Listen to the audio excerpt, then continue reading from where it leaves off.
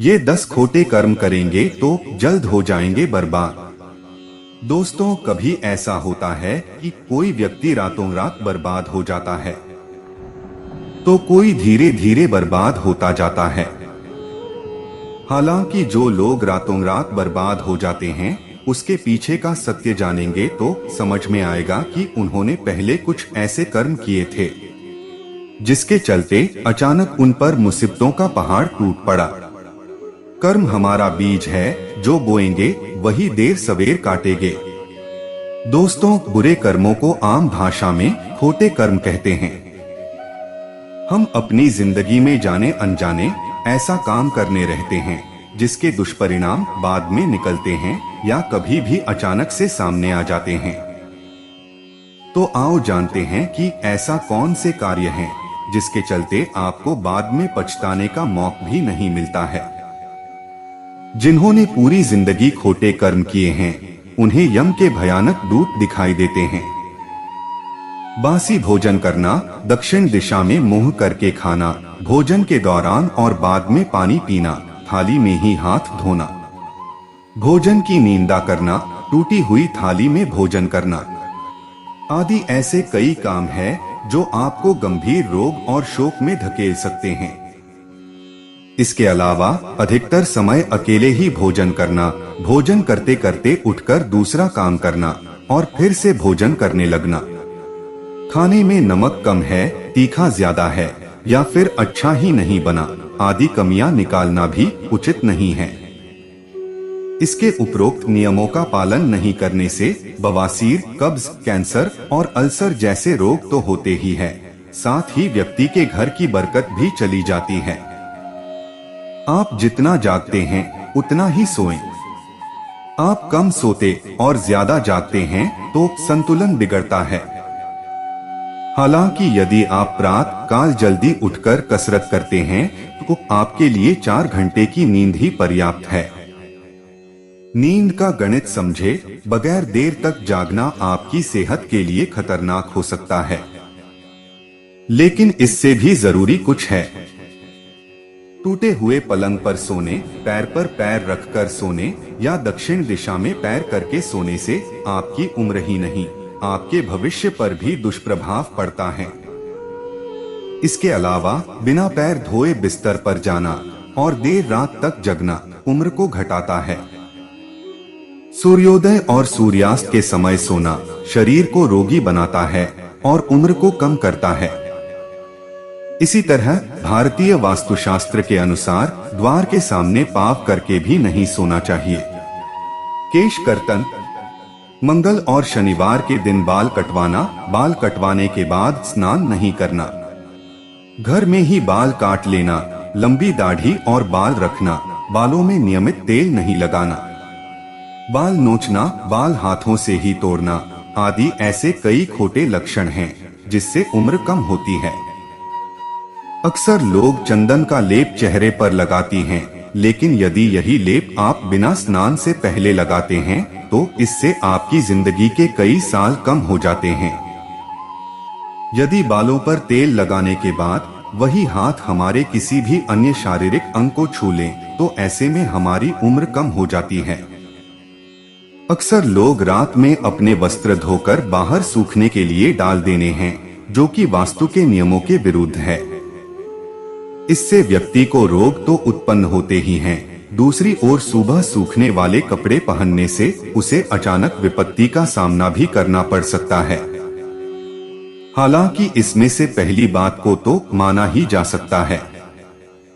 दूसरी ओर जो दूसरों से वस्त्र मांगकर पहनता है, दूसरों से अन्न मांगकर खाता है और हर कहीं का जल बगैर जांचे ग्रहण करता रहता है, उसकी उम्र घटती जाती है। शौचादि, मूत्र, शौच, छींक, पाद और बगासी को रोकना घातक है। खुले में या खड़े होकर पेशाब करते हैं तो यह तरीका आपकी उम्र कम करने के लिए भी जिम्मेदार है। यदि आप घास के ढेर पर या फिर कंकाल पर बैठते हैं तो आपकी मृत्यु नजदीक मानी जाती है। शौच का स्थान और शौच करने की दिशा भी नियुक्त है, उसी का पालन करें। इसके अलावा जो व्यक्ति नाखून चबाता है या फिर स्वयं को दूषित रखता है, स्वयं की सफाई का ध्यान नहीं रखता, ऐसे व्यक्ति की उम्र कम होती चली जाती है। हालांकि उपरोक्त से भी खराब बात यह है कि यदि आप नदी के किनारे, पुल के ऊपर, खेत की मेड़ पर, किसी सिद्ध स्थान या पाल्या महाराज के पास मूत्रादि का त्याग करते हैं तो आप भारी मुसीबत में पड़ सकते हैं।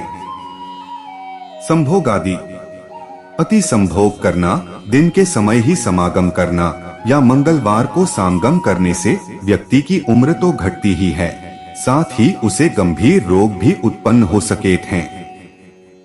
मंगलवार को संभोग करने से उसको अपने जीवन में अचानक किसी शोक का सामना करना पड़ सकता है। कहते हैं अत्यंत भोगी, विलासी और काम वासना में ही लिप्त रहने वाला व्यक्ति धीरे धीरे मौत के मुंह में स्वतः ही चला जाता है। बहुत से लोग संभोग करने के अलावा इसी तरह की बातें करते, फिल्म देखते या कल्पनाएं करते रहते हैं। यह उनके उम्र और सेहत के लिए तो खतरनाक होता ही है, साथ ही इस तरह की सोच की आदत बना लेने से वे कभी भी किसी भी प्रकार की मुसीबत में फंस सकते हैं। ऐसी गंदी सोच के दुष्परिणाम ही झेलने होते हैं। अंगुली या गर्दन चटकाना। कई लोगों की आदत होती है कि वे अपनी अंगुलियां या गर्दन की हड्डी को चटकाते रहते हैं। इस खोड़ले लक्षण कहते हैं। इससे जहां उम्र कम होती है वहीं इससे दरिद्रता बढ़ती जाती है। वास्तव में कुछ लोग हर थोड़ी देर बाद जोर जोर से अपनी अंगुलियां चटकाते रहते हैं। वास्तव में लंबे समय तक अंगुलियां चटकाने से आपको बुखार, जोड़ों में दर्द जैसी बीमारी हो सकती है। बुढ़ापे में अंगुलियां हिलने लगती है, अर्थात उनकी किसी भी चीज को पकड़ने की शक्ति का पतन हो जाता है। हड्डी बजाना। इसे हड्डी तोड़ना, चटकाना या कटकाना भी कहते हैं।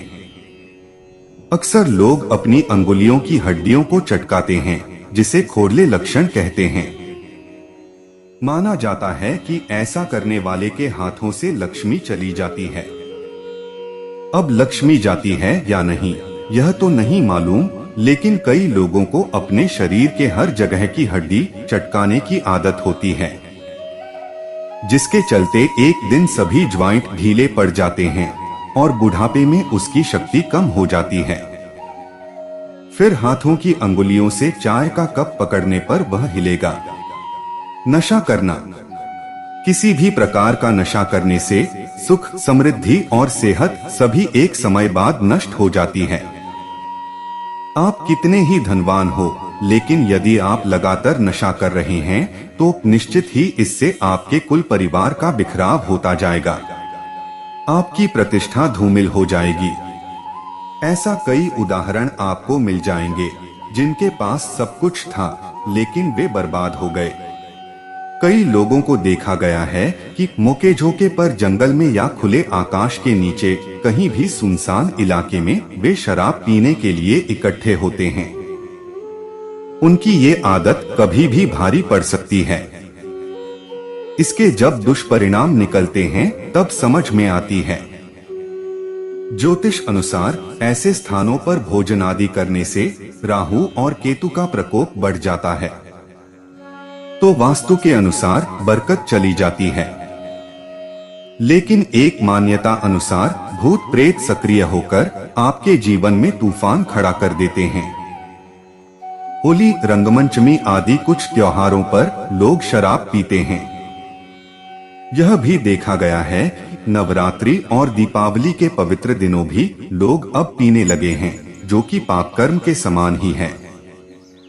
पीने के लिए आपके पास और भी दिन हो सकते हैं, लेकिन पर्व, त्योहार और व्रतों के दिन पीने के परिणाम भी भुगतने होते हैं। तांत्रिक या वाम कर्म। ऐसा कई लोग हैं जल्दी सफलता पाने या किसी को प्रभावित करने के लिए तंत्र आदि का सहारा लेते हैं। वे किसी तांत्रिक या पीर फकीर के यहाँ जाते हैं। ऐसा लोग बाद में अपने किए पर पछताते हैं। तुलसीदास जी ने रामचरितमानस में लिखा है कि यह सभी कोलमार्गी यानी तांत्रिक अघोर बाबा है जो धर्म विरुद्ध हैं। कौल या वाम का अर्थ यह कि जो व्यक्ति पूरी दुनिया से उल्टा चले, जो संसार की हर बात के पीछे नकारात्मकता खोज ले और जो नियमों, परंपराओं और लोक व्यवहार का घोर विरोधी हो, वह वाम मार्गी है। ऐसा काम करने वाले लोग समाज को दूषित ही करते हैं। यह लोग उस मुर्दे के समान है जिसके संपर्क में आने पर कोई भी मुर्दा बन जाता है। वामपंथ देश, समाज और धर्म के लिए घातक है। सीटी बजाने का मतलब संकट को बुलाना। ऐसा कहते हैं कि घर में या रात में सीटी नहीं बजाना चाहिए। इससे एक ओर जहां धन की हानि होती है, वहीं आप किसी अनजान संकट को भी बुलावा देते हैं। यह भी माना जाता है कि रात में सीटी बजाने से बुरी आत्माएं सक्रिय हो जाती हैं। हालांकि यह धारणा जापान से भारत में प्रचलित हो गई है। भारत में रात में सीटी बजाना अशुभ एवं सांप को बुलाने वाला माना जाता है। कुछ लोग यह भी मानते हैं कि सीटी बजाने से भैरव और शनिदेव रुष्ट हो जाते हैं। अब इसमें कितनी सत्यता है यह तो हम नहीं जानते। तो दोस्तों, उम्मीद करता हूँ कि आपको वीडियो पसंद आया होगा और आप हमारे चैनल पे नए हो तो लाइक, कमेंट और सब्सक्राइब जरूर करें। आपके एक लाइक से ही हम मोटिवेट होते हैं और हमें प्रेरणा मिलती है। इसी के साथ अब मुझे इजाजत दे, मैं फिर लौटूंगा ऐसी ही कुछ और धार्मिक जानकारियों के साथ। तब तक के लिए अपना और अपने चाहने वालों का ख्याल रखें। धन्यवाद।